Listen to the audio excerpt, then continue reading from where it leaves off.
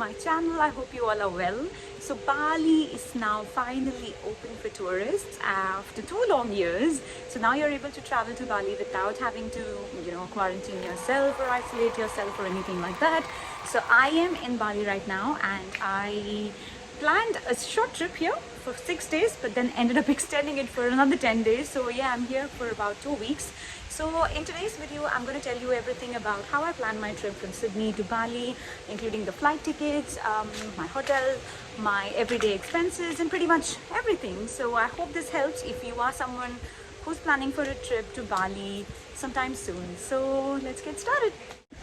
And this is going to be in different parts. I don't know how many parts for now, but in the part 1, I'm going to cover the flight expenses, my hotel expenses, and pretty much my transportation from Sydney to reaching Bali. So first thing is the flights. So for the flights, I paid $900 return from Sydney to Bali, and this was through Jetstar. And the price is a little expensive considering that it was an Easter weekend, but if you plan your trip in advance, you will get the return tickets in normal economy, obviously, for about $550 to $600. But yeah, in my case it was $900, and like I mentioned before, that I extended my trip, so for the date change again I paid another $50, so it's $950 for a return ticket. So I took the train to reach the airport, and I paid $20 for the ticket, and I always prefer taking trains because it's way more convenient and also cost effective. So if I had taken a cab from my place to the airport, it would have costed me easily around $140 to $150. So yeah, I always prefer taking the train, and this is a stop in Central Station.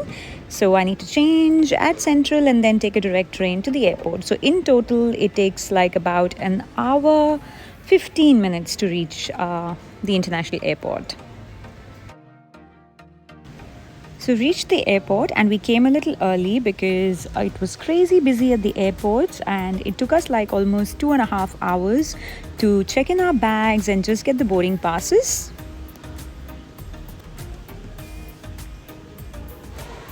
So finally got the boarding passes, and I'm so excited to get into the flight. So this is my first international travel in the last 2 years, so I was super excited and happy. It's so good to see that things are getting back to normal and we are able to travel and do things like we used to do before, so good times ahead. Our flight was delayed by 1.5 hours, so after a long wait, we are finally boarding the flight. And I wasn't expecting the flight to be so full because the borders to Bali opened just like 3 days ago. But still, I think people were just waiting to get out. So the flight was completely jam-packed. So it's going to take 6.5 hours to reach Bali. And Jetstar had this really cool feature where you can chat with anybody in the flight. You just have to enter their seat number, and then you can initiate a chat. How cool is that feature? Or maybe I'm too ignorant. I've never seen this before, so I found this really cool. So I'm just sharing a quick video of that. Now let's talk about the next important thing, which is the travel documents. So you need a negative RT-PCR test, which has to be done 48 hours before your flight.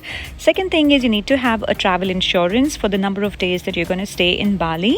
And then you need to fill out this custom declaration form, which is just normal for any international travel. So I like filling my form in the flight itself. So as soon as I was given, I started filling out the form. I watched a movie, took a nap, and my flight had already landed Bali in no time. So it was very comfy and a quick flight. So next step from here is to get all the travel documents checked.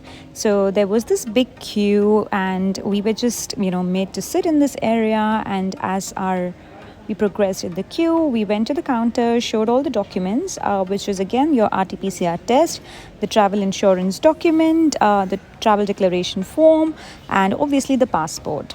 So this is where the visa on arrival happens. It was a pretty quick process. I thought it's going to take a while, but it was pretty fast. So for this, we paid $35 US dollars. And this is the list of countries that are eligible to get visa on arrival. I'll also leave a link in the description box below. So Australia is included, India is included, and a lot of other countries as well. So that's the visa on arrival form that we got. And then we went to the immigration and got a stamp in our passport. So here I'm just trying to withdraw cash because I needed, cash, and I didn't take it in Australia.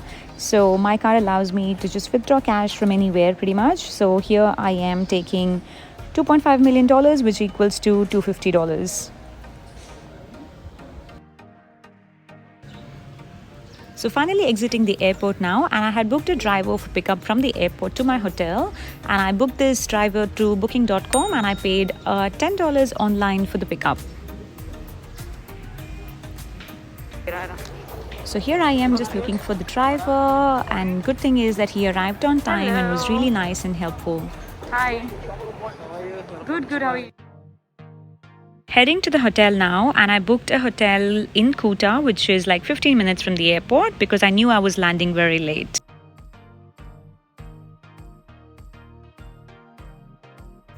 Hey, so checked into the hotel just now, and I'll give you a room tour tomorrow because it's 12 a.m. and it's this room is like a sea view room, so I can't obviously show you anything outside, so probably it's better I give you a room tour tomorrow morning. And the cost for this room is 68 AUD per night, which includes breakfast and I think just breakfast. So I'll show you the room tomorrow, and I'll see you soon in the next video. Bye. And sorry, I missed mentioning about the food. So we ordered all this food, which has nasi goreng, a fried fish, some fruits, and a drink for $15.